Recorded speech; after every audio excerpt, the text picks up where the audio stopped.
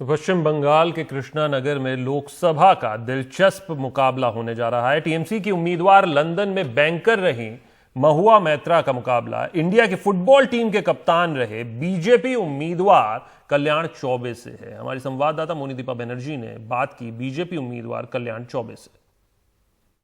कुछ नौजवान बीजेपी कर्मी यहाँ पे एक लंच ब्रेक कर रहे हैं, दोपहर का भोजन, बीजेपी कर्मी का घर, और ये सब कैंपेन कर रहे हैं फुटबॉलर कल्याण चौबे के साथ कृष्णनगर के कॉन्स्टिट्यूएंसी में। कल्याण चौबे वैसे कुछ खा ही नहीं रहे हैं, मैं देख रही हूँ शुरू से उन्होंने चावल भी जो दिया था उनको उठा दिया। आप तो खा ही नहीं रहे हैं। नहीं, मैं खा रहा हूँ, बिल्कुल खा रहा हूँ, और मैं समझता हूँ कि अगर आप थोड़ा कम खाएंगे तो यू फील आप थोड़ा फिट रह सकते हैं। तो इसके लिए मैं समझता हूँ कि कम खाना अच्छा होगा सेहत के लिए। तो ये जो माशिमा है ये कह रही हैं आप वेजिटेरियन हैं?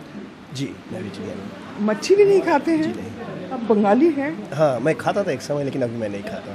अच्छा, और दही मिठाई अब भी दे गए हैं? वो दे के गए, लेकिन मैं शायद नहीं लूँगा। तो क्या खाना पसंद करते हैं आप? मैं दाल चावल सब्जी, और सब्जी में मुझे अच्छा लगता है अगर पालक साग हो जाए, और आलू पोस्त तो हम कहते हैं, जिसे आप जानते होंगे। ओके। और ये जो आप कैंपेन ट्रेल पे हैं, आप कैसे फिट रह रहे हैं? देखिए, आपको इतना अच्छा चटनी दे रहे थे, आपने मना कर दिया।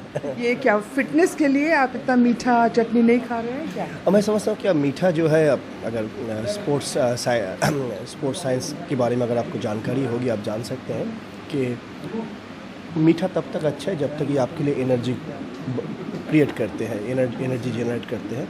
लेकिन अगर उस तरह की आप मेहनत नहीं कर रहे, फिर मीठा आगे चल के आपको हानि पहुंचा सकता है। तो उसके कारण से मीठा को मैंने कम पसंद। पर ये फुटबॉल और पॉलिटिक्स, इस दोनों के लिए आपको काफ़ी एनर्जी की ज़रूरत है। किस में ज़्यादा एनर्जी लग रहा है आपको? मुझे दोनों मेरे लिए चैलेंजिंग था। जब मैं फ़ुटबॉल खेलता था उस समय एक अलग किस्म का चैलेंज हुआ करता था, लेकिन वो जो है एक रूल्स एंड रेगुलेशन के दायरे में आप ओपोनेंट के साथ जूझते थे। लेकिन पॉलिटिक्स जो है, वहाँ पे कोई नियम नहीं है, आप कुछ भी कह सकते हैं और कुछ भी कर सकते हैं, जिसके लिए मैं थोड़ा समय ले रहा हूँ इस फील्ड में अपना पाँव जमाने के लिए। लेकिन मैं उम्मीद करता हूँ कि ईश्वर की कृपा से मैं जल्दी यहाँ भी अपना पहचान बना पाऊँगा। काफ़ी चैलेंजिंग है ये सीट। वैसे यहाँ से एक बीजेपी सांसद जीते भी थे 1999 में, और परसेंटेज बीजेपी का भी यहाँ पे काफ़ी ऊंचा ही रहा है।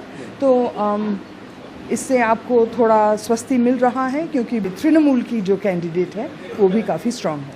देखिए, जब आप चुनाव में कॉन्टेस्ट करते हैं, लोकसभा जैसे साइज़ के चुनाव में, ये स्वाभाविक होगा कि ये काफ़ी चैलेंजिंग होगा। दूसरी बात यह है कि तृणमूल कांग्रेस की जो शासन प्रक्रिया है, एक दहशत की है, एक खौफ की है। तो क्योंकि इनके पास मशीनरीज़ है, प्रशासन है, जिसके कारण से ऐसा नहीं कि जो मेरे कैंडिडेट मेरे खिलाफ जो खड़े हुए हैं वो कठिन है और या बहुत अच्छे हैं, लेकिन ये ज़रूर है कि आम लोगों में डर के माहौल है कि बाहर आके चुनाव में मतदान कर पाएंगे या नहीं।